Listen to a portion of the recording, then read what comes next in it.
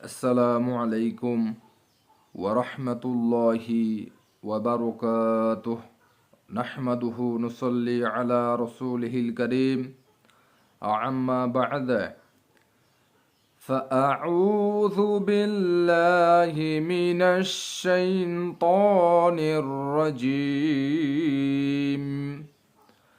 بسم الله الرحمن الرحيم وما آتاكم الرسول فخذوه وما نهاكم عنه فانتهوا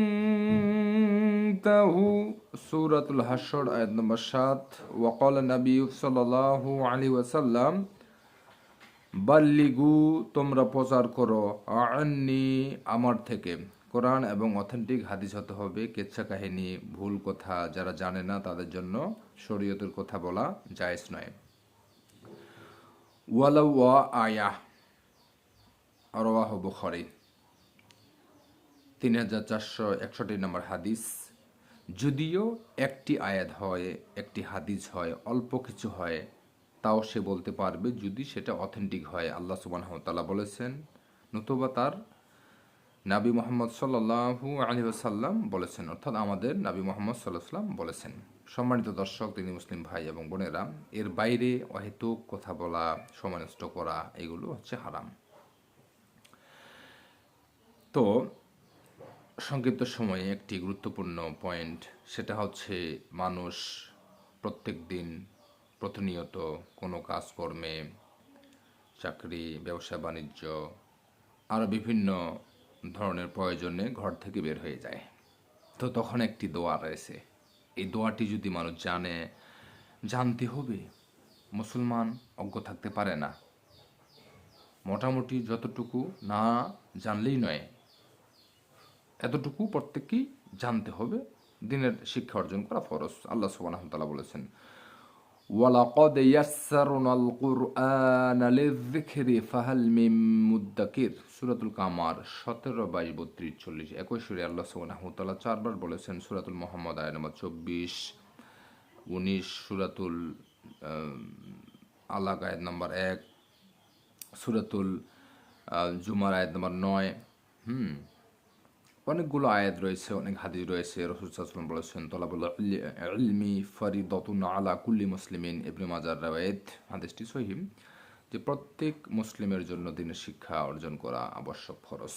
তাহলে জানতে হবে সেটা কি, রাসূল সাল্লাল্লাহু আলাইহি ওয়াসাল্লাম কি শিক্ষা দিয়েছেন। এই হাদিসটি আবু দাউদ 50-95 নম্বর হাদিস। রাসূল সাল্লাল্লাহু আলাইহি ওয়াসাল্লাম বলেছেন, কেউ যদি উপরোক্ত দোয়াটি পাঠ করে যখন সে তার গৃহে হতে, অর্থাৎ তার বাড়ি থেকে যখন বের হবে, আর সে যদি বলে কি, যে বিসমিল্লাহি তাওয়াক্কালতু আলাল্লাহি লা হাওলা ওয়ালা কুওয়াতা ইল্লা বিল্লাহ, বিসমিল্লাহি তাওয়াক্কালতু আলাল্লাহি লা হাওলা ওয়ালা কুওয়াতা ইল্লা বিল্লাহ। আবু দাউদ হাদিস নাম্বার 50-95 নাম্বার হাদিস। এর অর্থ কি, যে আমি আল্লাহ সুবহানাহু ওয়া তাআলার নামে ঘর থেকে বের হইলাম এবং তার উপরেই ভরসা করলাম। বাইরে যেতে হবে, কোথায় যেতে হবে, রাস্তাঘাট, ট্রেন, কত অ্যাক্সিডেন্ট হয়, কত দুর্ঘটনা ইত্যাদি, কত সমস্যা হয়। তো আমি আল্লাহর নামে বের হইলাম এবং তার উপর ভরসা করলাম। আল্লাহ সুবহানাহু ওয়া তাআলা ব্যতীত কোনো শক্তি নেই, কোনো শক্তি এবং ক্ষমতা নেই। এই হচ্ছে এর অর্থ। আর যে হাদিসটি, এর ফজিলত, এই দোয়াটি ঘর থেকে বের হয়ে এই দোয়াটি বলবেন আপনি। এর ফজিলত কি?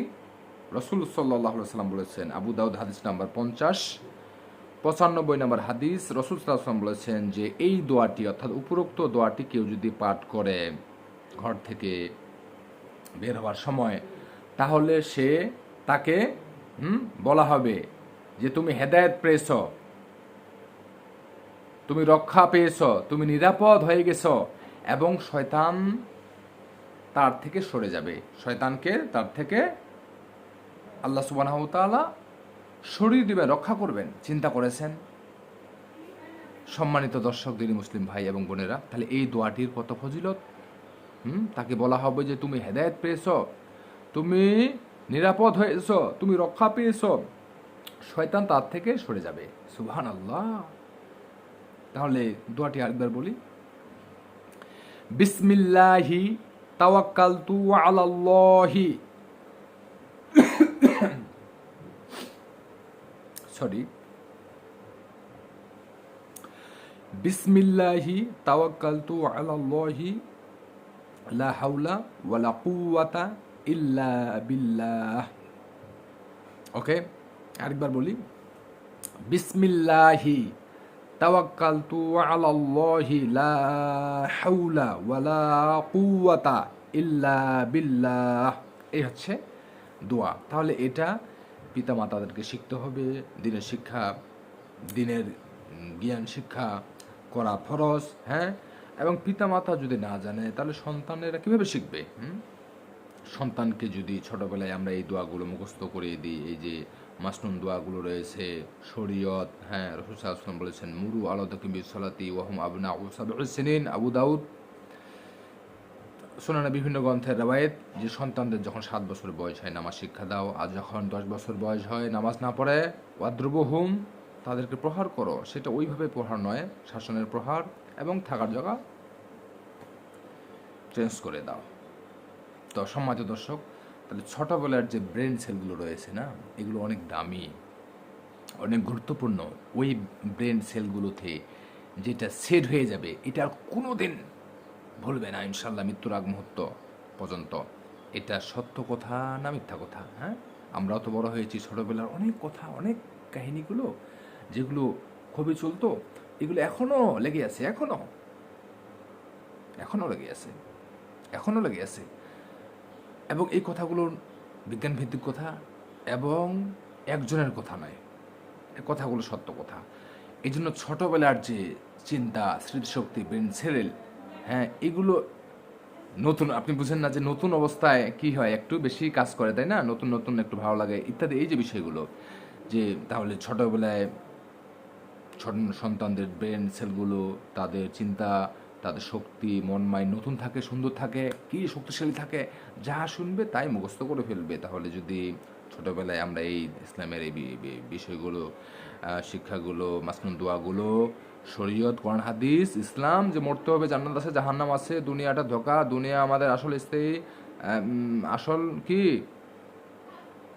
জায়গা নয়, এটা আসল আমাদের টার্গেট না, আমাদের আসল টার্গেট কি আখিরাত, জান্নাত, জাহান্নাম থেকে বাঁচতে হবে, আল্লাহর দয়া পেতে হবে, তাহলে দিন ইসলাম মেনে চলতে হবে। হ্যাঁ, তাহলে এই শিক্ষাগুলো যদি তাওহীদের শিক্ষা, কুফর, শিরিক, বিদআত, সুন্নাহ, এই শিক্ষাগুলো আদর্শ সাহাবীদের জীবনী, রাসূল সাল্লাল্লাহু আলাইহি ওয়াসাল্লামের জীবনী, সিরাত, এই শিক্ষাগুলো ছোটবেলায় সন্তানদেরকে দিতে হবে। তাহলে তারা মজবুত, শক্তিশালী একজন মুসলিম হবে ইনশাল্লাহ। যদি ছোটবেলা থেকে যদি আমরা গান বাজনার ইসলাম থেকে বেখবর রাখি, তাহলে ওই সন্তান আজকে আমরা দেখেছি সমাজে যে বড় হয়ে যাচ্ছে, 22, 30, 30, 40 বছর বয়স, ইসলামের কথা ভালো লাগে না, একটু ওয়াজ শোনো ভালো লাগে না, একটু বই পড়ো ভালো লাগে না। হ্যাঁ, অনেকে বলে ভার্সিটিতে পড়তে চায়, ডাক্তারি পড়তে চায়, ভার্সিটি পড়েছে, আমরা বিভিন্নভাবে চলেছি, বিশ্ববিদ্যালয় থেকে বিভিন্ন দপ্তরে আলহামদুলিল্লাহ চলার সুযোগ হয়েছে, অল্প করে হলেও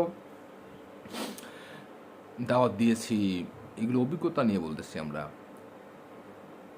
জেনারেল পড়ে পড়ে বড় হয়েছে, না ইসলামের কথা আর ভালো লাগে না আর।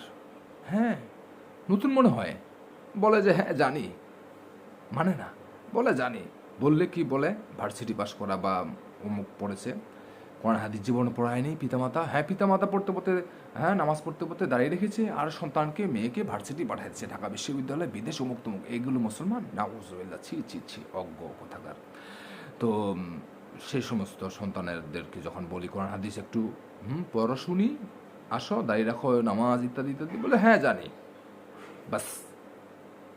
এই জানাতে হবে? মোটেই হবে না।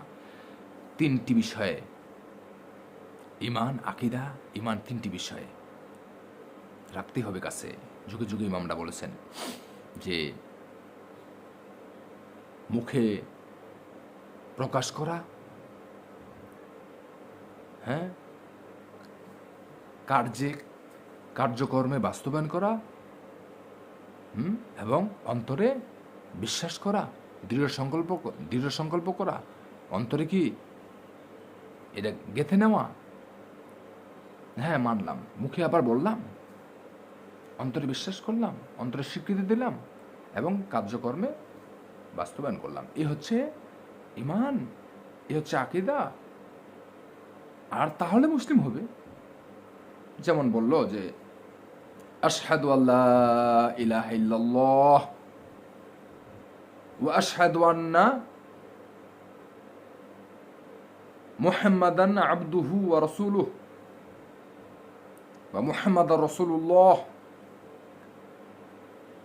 বললাম যে আল্লাহ সুবহানাহু ওয়া তাআলা ব্যতীত হক সত্য প্রকৃত কোনো ইলাহ নেই এবং মুহাম্মদ সাল্লাল্লাহু আলাইহি ওয়াসাল্লাম আল্লাহ সুবহানাহু ওয়া তাআলার বান্দা ও রাসূল, হ্যাঁ বললাম, অন্তরে বিশ্বাস করলাম আর মেনে চললাম। তারপরে রাসূল সাল্লাল্লাহু আলাইহি ওয়াসাল্লাম বলেছেন মুআয ইবনে জাবালকে, রাদিয়াল্লাহু আনহু, সহিহ বুখারীর riwayat হাদিস, যদি তারা এই বাক্যটা মেনে নেয় তাহলে তাদের বলো আকিমিস সালাহ, সালাহ প্রতিষ্ঠা। আল্লাহ সুবহানাহু ওয়া তাআলা কোরআনে 82 বার বলেছেন, কোরআন হাদিসে বহু দলিল রয়েছে। নামাজ ঈমান আনয়ন করার পরে সাথে সাথে নামাজ পড়স। চিন্তা করেছেন, তাহলে তিনটা বিষয় যখন সে করবে, মেনে নিবে, তো মুসলিম হয়ে গেছে। আর তাদেরকে যখন আমরা বলি যে একটু আসি শুনি কোরআন হাদিস, বলে না শুনবো না, জানি, ওই জানা ওইটা, হ্যাঁ শয়তানও জানে, নাউযুবিল্লাহ। এই জানা না, মোটেই তুমি জানো না। ওই শুনে বা এমনি যেহেতু মুসলমান গোত্রে তোমার জন্ম, এই জন্য কিছু তো বুঝবাই যে নামাজ কালাম বা কোরআন হাদিস নাম আছে বা ইত্যাদি। ওই জানা এই জানা নয় রে ভাই, এই জানার সেই জানা একই নয়। তুমি যদি সত্যিকার অর্থেই জানতে যুবক, তাহলে তুমি মানতে, আসলে তুমি জানো না। তো এই জন্য পিতা মাতা দায়ী এর কারণে। আশা করি বিষয়টি স্পষ্ট হয়েছে। আসসালামু আলাইকুম ওয়া রাহমাতুল্লাহি ওয়া বারাকাতুহু।